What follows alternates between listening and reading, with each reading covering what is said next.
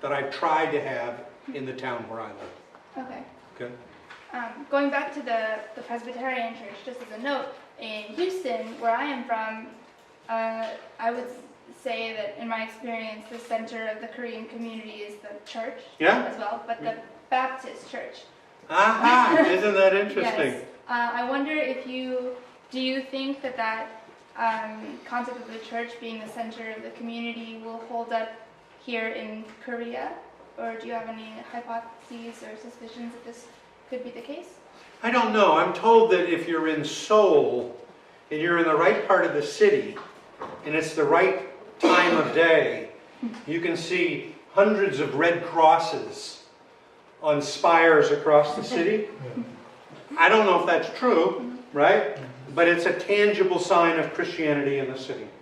I haven't been in any churches, but I do know that Presbyterians in Korea tend to be very observant and tend to go to church a lot. And that there are mega churches in Seoul with thousands and thousands of congregants. And I think they're either Presbyterian or they're Methodist. The biggest one? Yes. Would be Presbyterian? No. They would not. It is Pentecost. Pentecost. Ah, interesting. Pentecostalism is an overlay on other faiths. You can be Presbyterian and a Pentecostal. You can be a Baptist and you can be a Pentecostal. You can be a Presbyterian and you can be evangelical. Not in Korea. Not in Korea. In Korea, the Pentecosts, separate. they're separate. Okay, interesting. Yeah. They have about 300,000 congregants. Oh, The biggest in the world. I did not know that. That I got to find out more about. Definitely. The pastor Yeah. had about $30,000 embezzlement, $30 million embezzlement. Embezzlement. Yes. Yes. So he was convicted on it. But then you can seek forgiveness and go back to the job. That's what they do. That's what happens in the U.S. These ministers steal money, and then they said, well, forgive me, and then they go back to the job. Oh well. So, Let's see, other questions that we have here.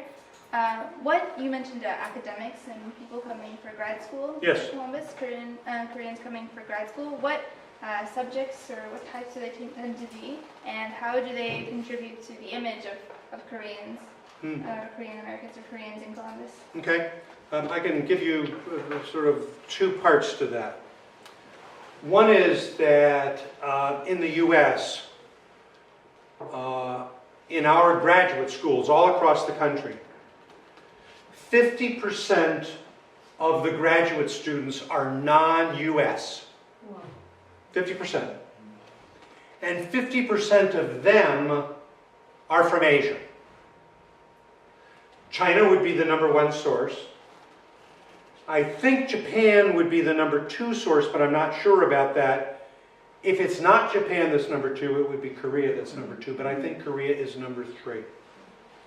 So there is a very large percentage of graduate students all across the United States, every university with graduate education, that has a lot of Asian students.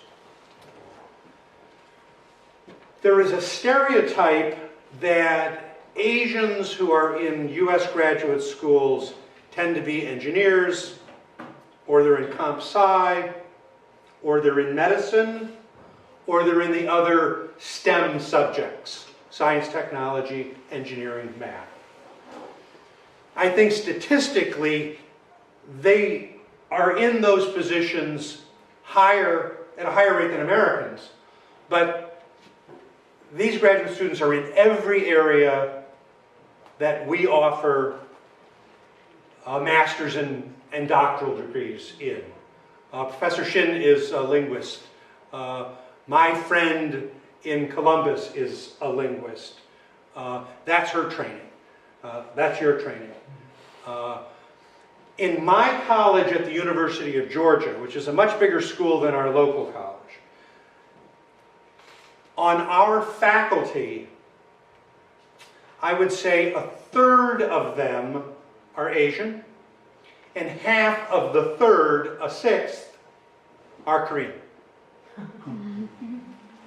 So we have lots of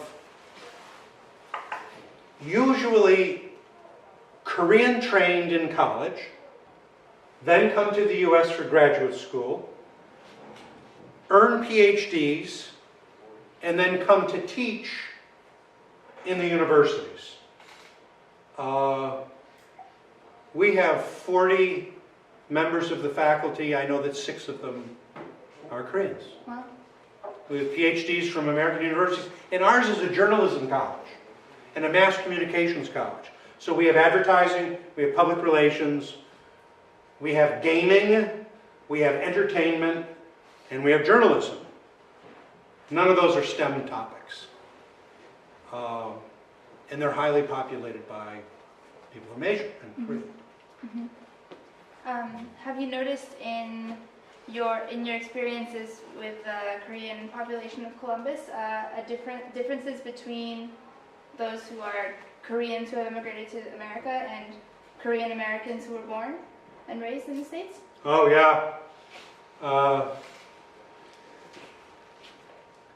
Parents who are Korean who emigrated to the US worry a great deal about their children embracing Korean culture. They want them to. The kids mostly don't want to. The kids really want to be Americans. They want to be sort of hyper-Americans. And their parents are concerned that they won't embrace the language, and that they won't embrace the history, and they won't embrace the culture. Again, my friend who's the linguist, comes back to Gwangju each summer and teaches English as a second language, and she drags her teenage children with her, and they really don't like it. But they then discover, I am a Korean, I am an American, I can be both of those at the same time, and I can be both of those separately. And I can do this, and I can do this, and I can do this. And they're finding that they're leading a richer life. But there's a big difference between, and it's true for all immigrant groups, there's a big difference between, first generation and second generation and third generation. I think, I'm sort of talking off the top of my head, but Korean Americans are highly integrated in terms of the educational system. I don't know how highly integrated they are otherwise, but they're highly integrated into the US education system.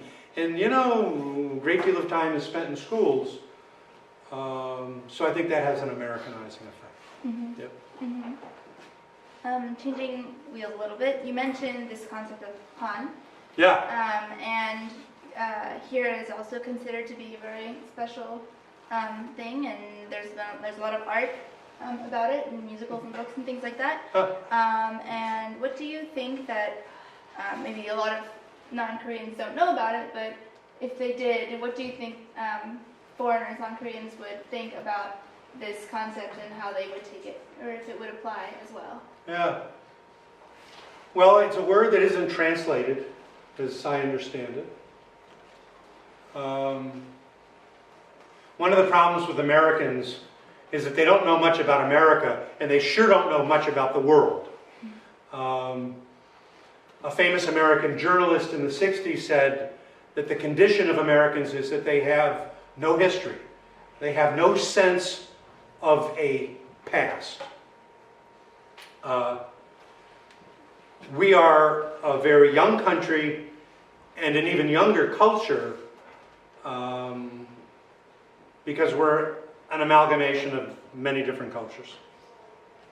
So I don't think Americans would get the idea that Korea is one of two nations in the world that have been invaded over hundreds of years, maybe thousands of years, and still survive today.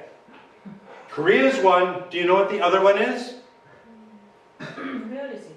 Hmm? Where is it? In Africa or India? Estonia? Scotland. Scotland has been invaded throughout its history. And I think if you have a sense of history and you have a long history, you sort of carry that both tragedy and accomplishment with you.